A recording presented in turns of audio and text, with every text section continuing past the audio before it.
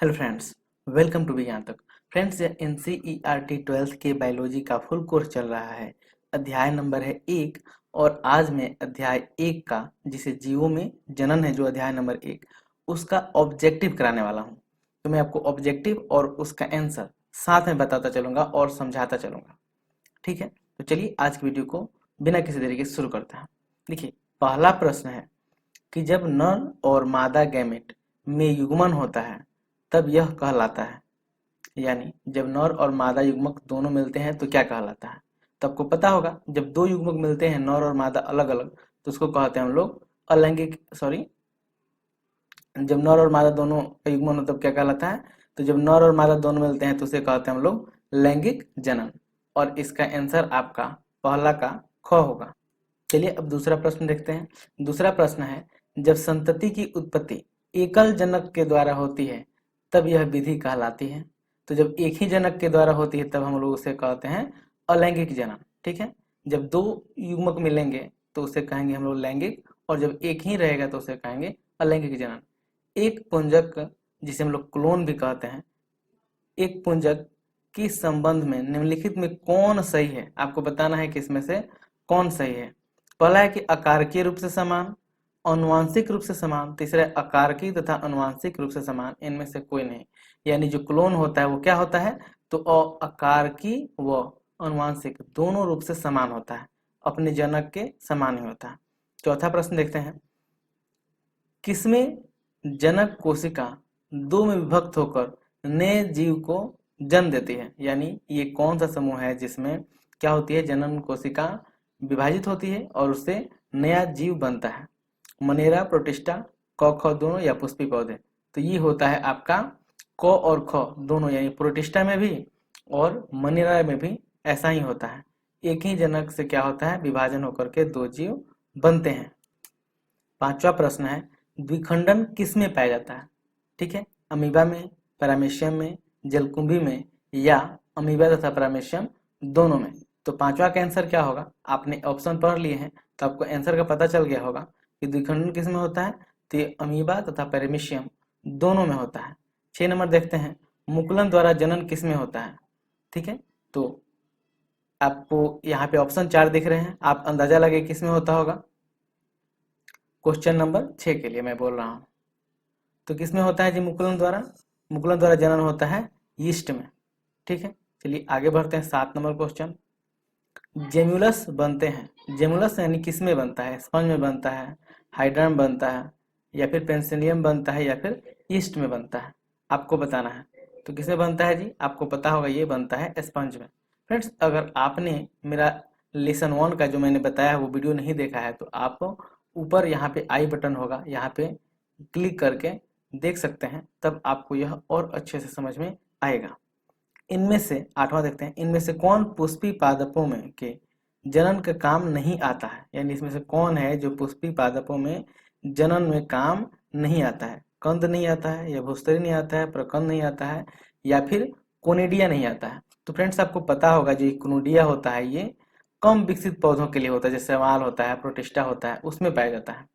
ये पुष्पी पादपों में इसका जरूरत नहीं पड़ता है। ठीक है, तो नहीं हमें बताना था कि कौन काम में नहीं आता है, तो क्या है, कोनिडिया काम में नहीं होता है, इसलिए इसका आंसर घ हो जाएगा। 9, इसमें किसे बंगाल का आतंक कहा गया है। बता, बंगाल का आतंक किसको कहे हैं। यह ऑप्शन आपके हैं, ब्रायोफिलम, जलकुंभी, अगेव, केला। आपने अगर पढ़ा होगा लेसन 1 मैंने जो वीडियो बनाया था तो आपको पता होगा कि किसे कहते हैं, जलकुंभी को कहते हैं। क्यों कहते हैं, क्योंकि जलकुंभी आ जाता है और वो क्या करता है, तालाब की मछलियों को मार देता है, वो मछलियां उसमें नहीं पनप पाती हैं, इसलिए इसके कहते हैं बंगाल का आतंक। 10वां, इनमें कौन ठहरे हुए पानी में उबकर ऑक्सीजन खींच लेता है। तो देखिए बता दें कौन ऑक्सीजन खींच लेता है, ये आपको बताना है। तो अगेन आपका आंसर जलकुंभी होगा, क्योंकि क्या करता है, जिस पानी में जाता है वहां का सारा ऑक्सीजन खींच लेता है, और ऑक्सीजन खींचने के कारण वहां के जो जीव होते हैं वो मर जाते हैं, और इसे ही बंगाल का आतंक भी कहा गया था। 11वां देखते हैं, इनमें से किस पौधे की पत्ती के कटे किनारे से उपास्थनिक कलिकाएं उत्पन्न हो जाती हैं। आपके पास ऑप्शन है अदरक, केला, डहलिया और ब्रायोफिलम। ठीक है। तो फ्रेंड्स आपको पता होगा, आप तो ये सब देखे ही होंगे, अदरक या केला का पेड़, इसमें देखिएगा किसी भी पत्ती में कटे हुए किनारे नहीं होते हैं, वो किस में होता है, ब्रायोफिल्म में। और इसका क्या होता है, कटे हुए जो वो किनारे होते हैं उसमें ब्रायोफिल्म की उपास्थनिक कलिकाएं निकलती हैं और वहां से नए जीव बन जाते हैं। चलिए 12 नंबर क्वेश्चन देखते हैं। इनमें कौन केवल एक बार अपने जीवन काल में पुष्प पैदा करता है, केवल एक बार। तब पता होगा, आम तो हमेशा आता है, लगभग हर साल नहीं तो एक साल आतर दे करके ये पूरा होता है। लीची भी हमेशा होता है, जामुन भी हमेशा होता है। तो बच गया कौन, बांस। बांस होता है, क्या होता है, अपने पूरे जीवन काल में केवल एक बार ही पुष्प पैदा करता है। निम्नांकित किसमें 12 वर्ष में सिर्फ एक बार पुष्प खिलते हैं। तो आपको बताना इसमें से किसमें होता है कि 12 वर्ष में केवल एक ही बार पुष्प खिलता है। तो आपको यहाँ पे पता होगा, सूरजमुखी हमेशा खिलता है, बरगद में भी आपने देखा होगा, महुआ में भी देखा होगा। तो बाकी बचे कौन, नीला कुरेजी, इसमें होता है जो 12 वर्ष में एक बार फूल खिलता है। ये 14 नंबर क्वेश्चन है कि मध्य चक्र पाई जाती है, यानी आपको बताना है कि मध्य चक्र किस में पाई जाती है। ऑप्शन आपके हैं गाय में, भेड़ में, कुत्ता में। तो आपको पता होगा ये सब नॉन प्राइमेट है, तो इन सभी में ही होता है, यानी इसका ऑप्शन होगा घ। इन सभी में, गाय में भी, भेड़ में भी और कुत्ता में भी, सभी में मध्य चक्र पाया जाता है। जो 15वां क्वेश्चन है कि ऋतु स्राव चक्र किस में होता है। ऑप्शन है मनुष्य में, बंदर में, चिंपैंजी में। ठीक है आपके, और चौथा ऑप्शन है इनमें से सभी। तो आपको पता है कि ये क्या होते हैं, ये सभी प्राइमेट होते हैं, और जितने प्राइमेट होते हैं उनमें क्या होता है, ऋतुस्राव चक्र होता है। इसलिए इसका भी ऑप्शन होगा घ, यानी इनमें से सभी, सभी में ये ऋतुस्राव चक्र होता है। 16वां का प्रश्न है कि युग्मक जनन से बनता है, युग्मक जनन से क्या बनता है। ठीक है, आपके ऑप्शन है केवल नर युग्मक, केवल मादा युग्मक, नर तथा मादा युग्मक दोनों, और घ है ऑप्शन इनमें से कोई नहीं। तो देखिए फ्रेंड्स, नाम है युग्मक जनन, तो युग्मक जनन से क्या होगा, युग्मक का ही जनन होगा। अब वो युग्मक नर भी हो सकता है और मादा भी हो सकता है, इसलिए इसका सही ऑप्शन होगा नर तथा मादा युग्मक दोनों।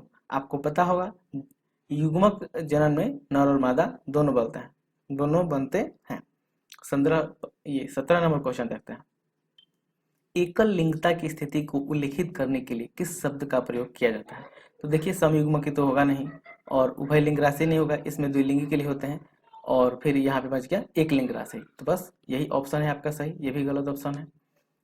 18 नंबर देखते हैं, द्विलिंगी प्राणियों के उदाहरण है, यानी किसमें आपका कौन सा ये द्विलिंगी होता है, इसमें से कौन सा प्राणी द्विलिंगी होता है, ये बताना है। तो चलिए इसमें देखते हैं, स्पंज है या फिर टेप वर्म है, योक है, या इसमें सभी है। तो ये क्या होगा, इसमें से सभी, यानी इन सभी में ये सभी जो जीव होते हैं वो सभी द्विलिंगी होते हैं। इनमें कौन उभय लिंग राशि है। ठीक है, नारियल, पपीता, खजूर या फिर नींबू। ठीक है, तो इसमें से कौन है, नारियल है जो उभय लिंग राशि है। आगे देखते हैं, बहुत ही सिंपल क्वेश्चन है, मनुष्य में युग्मकों के गुणसूत्रों की संख्या होती है। तो आपको पता होगा कितना होती है गुणसूत्रों की संख्या, 23, 21, 44 या फिर 46। तो आप यहाँ पे देखिएगा संख्या पूछ रहा है, तो संख्या कितना होगा, 46।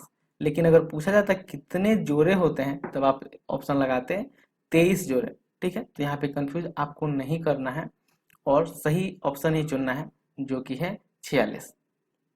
ठीक है, यहाँ पे अगर युग्मकों के जोड़ों की संख्या पूछी जाती तब आपको यहाँ पे 23 क्लिक करता है। 21 नंबर क्वेश्चन है, मक्का के गुणसूत्र, 2n में गुणसूत्रों की संख्या होती है, यानी मक्का में अर्धसूत्राणु जिसे 2n कहते हैं में गुणसूत्र की संख्या कितनी होती है। तो इसमें देखिए ऑप्शन दिया है 12, 16, 20 या फिर 24। तो सही ऑप्शन है आपका 20। कितनी होती है, 20 होती है। निम्नांकित में किसका पादप काय अगुणित होता है, यानी कौन अगुणित होता है, शैवाल है, कवक है, ब्रायोफाइट्स है, या इनमें से सभी। तो क्या होता है, इसका ऑप्शन सही है घ नंबर, यानी इसमें से सही, शैवाल भी होता है, कवक भी होता है और ब्रायोफाइट्स भी है, सब में यही प्रॉब्लम है। 23, इनमें से किस समुदाय के पौधे में निषेचन के लिए जल माध्यम आवश्यक है, यानी किसमें बिना जल के निषेचन नहीं हो सकता है। ठीक है, तो आपको पता होगा ये सभी क्या है, अल्प विकसित पौधे हैं, इनमें जनन अलैंगिक विधि द्वारा होता है, या किसी कुछ में लैंगिक भी होता है, लेकिन इनके लिए जल की आवश्यकता होती है, यानी इसका भी ऑप्शन होगा और आंसर होगा इनमें से सभी। जब युग्मक संलयन जीव के शरीर से बाहर होता है तब उसे कहते हैं अनिषेक जनन, बाह्य निषेचन, आंतरिक निषेचन या भ्रूणोद्भव। तो देखिए शरीर से बाहर हो रहा है तो उसे हम लोग कहते हैं बाह्य निषेचन। इनमें से कौन अंड प्रजक प्राणी है, यानी कौन अंड प्रजक है, तो आपको पता है अंड प्रजक हम लोग किसको कहते हैं, जो अंडे देते हैं। तो आपको सीधी सी बात है, आपको यहाँ पे दिख गई होगी मुर्गी, फिर यहाँ पे सांप है, मगरमच्छ है, यानी आपको इसमें पता लगाना है कि कौन अंडे देता है। तो आपको पता होगा मुर्गी भी देती है, सांप भी देती है, सांप भी देते हैं और मगरमच्छ भी अंडे ही देता है, इसलिए इसका सही ऑप्शन होगा घ। ठीक है, चलिए अब आगे देखते हैं 26 नंबर प्रश्न। इनमें से कौन सा भाग द्विगुणित होता है, यानी कौन है जो इसमें से द्विगुणित होता है, ये आपको बताना है। तो आपका ऑप्शन है युग्मनज, अंड, पराग और फिर है नर युग्मक। तो आपको अच्छे से पता होगा कि जो युग्मनज होता है वही द्विगुणित होता है, तो इसका सही ऑप्शन हो जाएगा क। इनमें से कौन सा भाग अगुणित होता है, अंडाशय, परागकोश, फिर पराग या फिर युग्मनज। ठीक है, तो ये भी काफी सिंपल सा क्वेश्चन है और आपको पता होगा ये अंडाशय, ये तो सब ये क्या होता है, अगुणित नहीं होते हैं। तो ये अगुणित कौन सा होता है, पराग। इसका सही उत्तर है पराग। 28 नंबर क्वेश्चन है, इनमें से कौन वाक्य सही है, आपको चुनना है कौन वाक्य सही है। तो देखते हैं पुष्पी पादपों में युग्मनज का निर्माण बीज के अंदर होता है, तो ये तो बिल्कुल सही है। आपको चुनना है कि कौन सही नहीं है। ठीक है, तो ये मैं ठीक से कंफ्यूजन हटा देता हूँ। तो ये मतलब ये ऑप्शन सही है, तो ये हमारा आंसर नहीं होगा। दूसरा है अंडाशय बीज के रूप में विकसित होता है, यही गलत है, यानी यही हमारा आंसर हो जाएगा, अंडाशय बीज के रूप में नहीं होता है। ठीक है, तो हमारा ऑप्शन ख हो जाएगा। इस तरह से मैंने आपको लेसन 1 के 28 ऑब्जेक्टिव बता दिए जो काफ़ी इंपॉर्टेंट हैं और आपके बोर्ड एग्जाम में काफ़ी हेल्प करेंगे। यह वीडियो आपको कैसा लगा है कमेंट करके जरूर बताइएगा। अच्छा लगा है तो लाइक कीजिएगा, अपने फ्रेंड्स के साथ शेयर कीजिएगा, खराब लगा है तो डिसलाइक कीजिएगा। यह वीडियो देखने के लिए आपका बहुत बहुत धन्यवाद। बाय।